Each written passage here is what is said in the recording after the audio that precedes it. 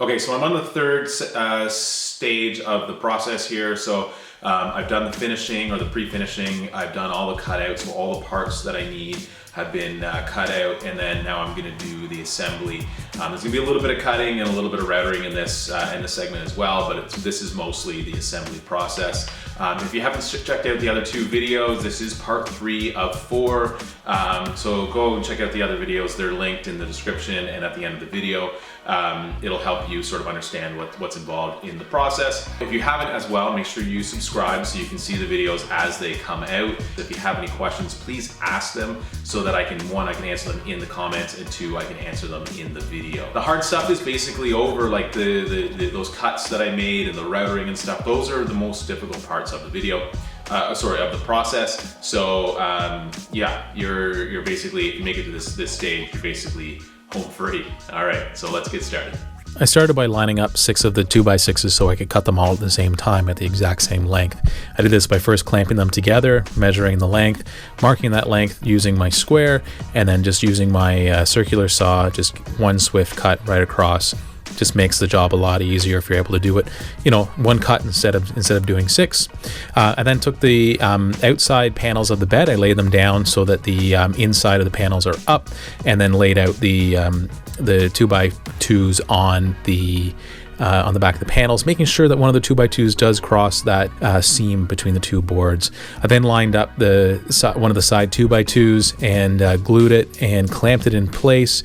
After it was glued and clamped, I then fastened it in place using the L brackets. You're going to need quite a few of these L brackets. I just secured them in place using 1/2 inch screws going through the L bracket into the panel, and 3/4 inch screws going into the 2x2. Again, just do the same thing on the other side. You can see here I'm using a scrap piece of 1/2 inch plywood just to line it up so that it's the right distance away from the outside. Then basically doing the same thing with the 2x2s, put them in the right place, and then glue and screw them into place. I want you to see here when this one in the middle, I put the angle brackets on both sides so that both panels are secured to this 2x2 so that they don't move. I then fastened 3-inch screws from the side 2x2 directly into the 2x2s in the middle. This is the back panel, so this is the panel that's basically down when the bed is up. I just screwed right through the panel using 1 3/4 inch screws, and that way it's secure. You're not going to see those screws, so it's fine. Placing the one of the sides onto the bed now, and fastening with an angle bracket, I was able to then just slide the plywood underneath. You can see here I made a bit of a mistake, so I had to relocate that 2x2 so that again the joint of these 2 pieces of plywood meet up. After that was in place, put the other side on, and then slid the last piece of plywood in place, and then screwed the plywood down to the 2x2s. About every foot or so is enough. Put the end panel on, and again using an angle bracket, I just screwed that into place.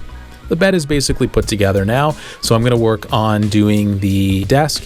The most important part of the desk is the support. So again, using the straight edge, I just routed this channel into the side supports. You could do this again using your circular saw, and if you have a router table, you can actually do this as well. I just wanted to show that you could do this with just using your straight edge.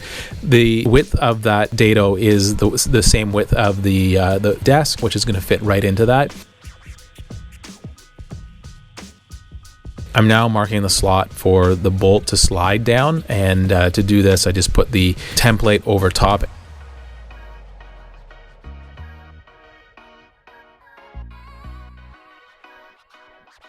And then using a Forstner bit, I drilled the holes. Now I drilled both holes through one side and then flipped the piece over and drilled it to the other side. That just avoids blowout. If you don't have a Forstner bit, you could definitely do this with a regular bit. It's totally fine. A Forstner bit just does a nicer cut through the plywood, so there's less or no blowout.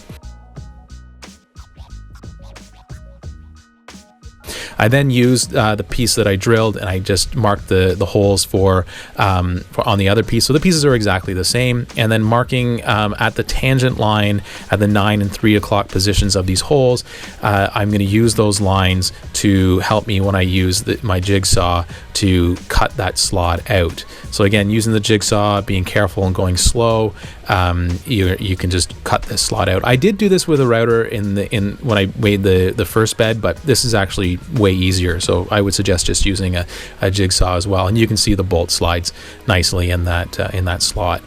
Now going to the desk, I'm working on the bottom of the desk here, and I'm just gluing a piece of the material for the bottom of the desk to stiffen it up. I'm gluing and screwing this. I'm screwing it probably about every 8 inches or so before fastening the side part of the desk into place. Again, I'm gluing into that dado, and I'm just going to attach the side to each side. I'm giving it a bit of a tap with a hammer. If you have a rubber mallet, it would be much better to use that than a regular hammer. This was a bit finicky, but it was able to do it. And then I used some spiral finishing nails. So these are the square spiral finishing nails. They don't come out as easily, and I use those to fasten the sides into place.